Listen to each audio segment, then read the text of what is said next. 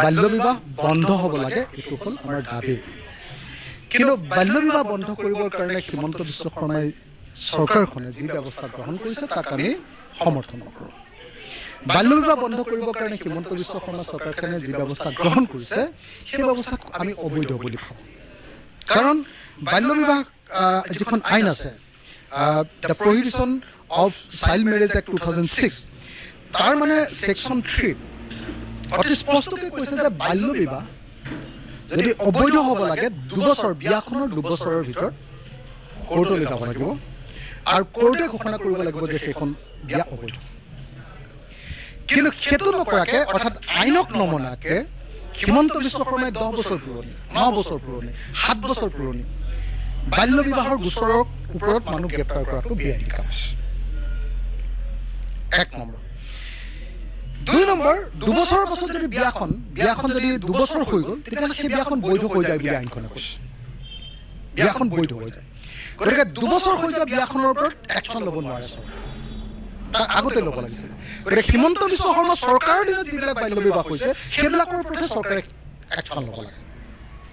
বাকী পুৰণি গোচৰবিলাকতে একশ্যন ল'বই নোৱাৰে আইনগতভাৱে। যেনেকৈ তেওঁ বেআইনীভাৱে কিছুমান কাম কৰি আছে, যেনেকৈ ধৰক কোনোবা অভিযুক্তক ধৰি আনিলে ৰাতিয়ে গুলিয়াই মাৰি পেলালে, যিটো ফেক এনকাউণ্টাৰ কৰি আছে, তেনেকৈ এইটো বাল্য বিবাহৰ ওপৰতো তেওঁ এনেকুৱা বেআইনী কাম কৰিছে।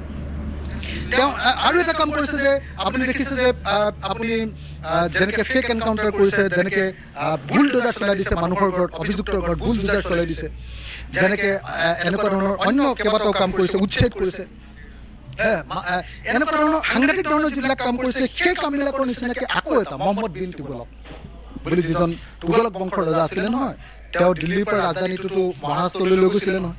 তাৰপিছত আকৌ যেতিয়া দিল্লীৰ পৰা মহাৰাষ্ট্ৰলৈ গৈ থাকোঁতে, মানুহবিলাক গৈ থাকোঁতে, ৰাজধানীখন চিফ্ট হৈ থাকোঁতে হঠাতে তেওঁ ভাবিলে যে এইটো বেয়া কথা হ'ল, আকৌ ঘূৰাই আনো। এনেকৈ পগলা ৰজা এটা যে আছিলে, এতিয়া হিমন্ত বিশ্ব শৰ্মাই এনেকুৱা পগলা ৰজাৰ নিচিনা কাম কৰি আছে প্ৰত্যেকটো ক্ষেত্ৰতে। অকল এটাই কাম বাকী আছে মহম্মদ বিন তুগলকে কৰিবলগীয়া কাম এটাই কাম বাকী আছে হিমন্ত বিশ্ব শৰ্মাৰ ক্ষেত্ৰত।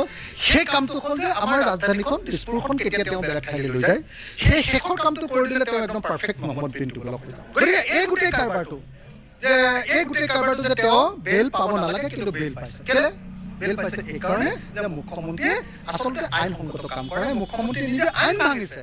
অসম পুলিচ এতিয়া মুখ্যমন্ত্ৰীৰ ধামাধাৰাত পৰিণত হৈছে।